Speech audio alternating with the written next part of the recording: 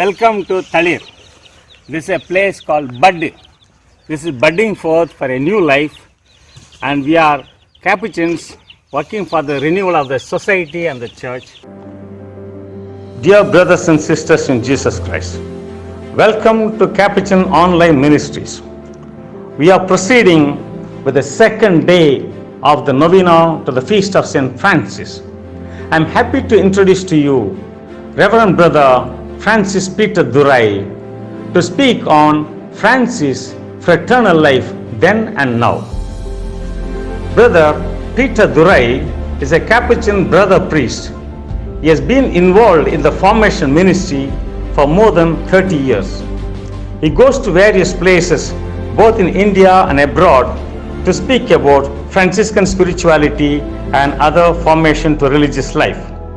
Presently, he is in our media mission and is helping in our animation center. In this knockdown period, he is taking classes online. Here comes Brother Francis Peter Durai.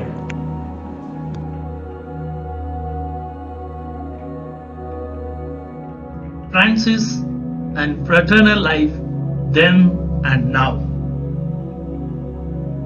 Fraternal greetings of peace and goodness. Through Christ and His gospel, Francis understood the full meaning of the universal fatherhood of God and of the family of the sons and daughters of God that unites all humanity and the whole creation. He used the following gospel verses in his prayers. When you stand up to pray, say, Our Father, who art in heaven. All of you are brothers, and call no one on earth your father. For one is your Father who is in heaven. For where two or three are gathered together for my sake, there am I in the midst of them. Behold, I am with you, even unto the end of the world. Grounded in Christ, the eldest of many brothers, the fraternity which the saint has in mind is always one which unites the brothers in the love of the same Father and in the grace of the same salvation accomplished by a brother like this who laid down his life for his sheep and prayed to his Father for us, saying, Holy Father, in your name keep those whom you have given me. Letter to all the faithful. This unity, created by spiritual brothers, was converted into fraternity by the integrating and unifying action of the Holy Spirit. Jacques de Vitry attributes the rapid growth of the Friars Minor to this factor. They receive every kind of person in their community, which is open to everyone. The more confidently and easily, the less they fear that the Lord will stop providing for them, abandoned as they are in the hands of the divine generosity and providence. They give to those who come a cord with a tunic, leaving the rest to the care of God.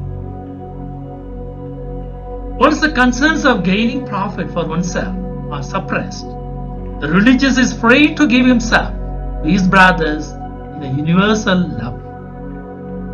It is a fraternity bound to the proclamation of the kingdom, and therefore itinerant, always ready and open. The fraternity itself is freed, not only each brother, from earthly anxieties and projected toward men. It is a fraternity of the poor, and therefore a fraternity of minores. Now let's consider the most significant characteristics of the fraternity at the time of Francis. Christ becomes the living center of the fraternity. Francis feels that he is a brother of everyone, but in a special way, a brother of those whom the same occasion has united spiritually in the following of the poor and crucified Christ. Fraternity is vitalized by the Word, especially by the Word of God, which is spirit and life, but also by the human word, that of each brother. Fraternity is nourished by prayer. Prayer is the primary element in the life of fraternity, and especially community prayer. Without the daily opening of the Spirit before God, it is impossible to be open to one's brother. Fraternity is founded on evangelical charity. Celano describes the interaction of the initial group. And indeed, since they despised all earthly things and did not love themselves with a selfish love, pouring out their whole affection on all the brothers, they strove to give themselves as the price of helping one another in their needs. They came together with great desire, they remained together with great joy, but separation from one another was sad on both sides. A bitter divorce, a cruel estrangement follows a most holy poverty. Because they had nothing, loved nothing, they feared in no way to lose anything. There is a mutual acceptance among brothers. There can be no human growth if those who are to live and work together do not accept each other. A fraternity that is formed by selecting temperaments, ages, formation, and preferences would not be an evangelical fraternity, nor would it last very long. The brotherhood created by Jesus with his disciples was a heterogeneous and, humanly speaking, not too attractive group of individuals with many rough edges. And the fraternity that Francis received as a gift from the Lord was not, at first sight, very pleasing. The founder followed a marvelous tactic in order to be always joyful among his brothers. He used the recourse of noticing only the good side of each one. There is a total equality among the members of the group. Francis called the world the region of inequalities. The spiritual fraternity, on the contrary, was to be the land of equality. It was his concern and constant preoccupation to preserve the bond of unity among those whom the same Spirit drew together to live as brothers. The first rule insists that the superiors are only ministers and servants of the other brothers. No titles should be used. No one is to be called prior. They are all to be known as priors minor without distinction, and they should be prepared to wash one another's feet. There is a mutual openness and understanding. The friars should have no hesitation in making known their needs to one another. He wrote in the first rule that the charity took precedence over common moral norms. In times of urgent need, the friars may provide for themselves as God gives them the opportunity, because necessity knows no law. There is also a tender, warm, and sacrificing charity. Charity is a supernatural virtue and establishes spiritual relationships among the brothers. But he who loves is also a person, the heart and emotions, which making charity a fully human activity, enrich it and make it fruitful. One does not love only with the spirit, nor only with the body, one loves with the whole self.